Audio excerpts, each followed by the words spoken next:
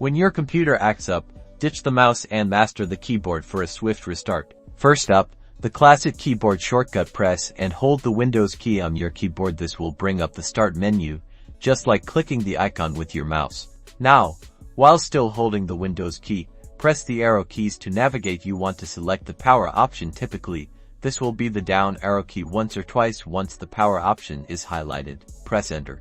After pressing enter, you'll see a submenu appear with options like sleep, shutdown, and restart. Use the arrow keys again to highlight the restart option. Once restart is selected, press enter to initiate the reboot process. For an even quicker method, especially when your mouse is unresponsive, try this: press Ctrl plus Alt plus Delete simultaneously. This brings up a special security screen.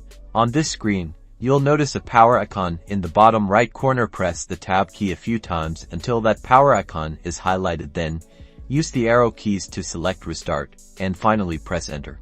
And here's a super fast way to restart. If you're already in a full screen application, press Alt plus F for this shortcut closes the current application.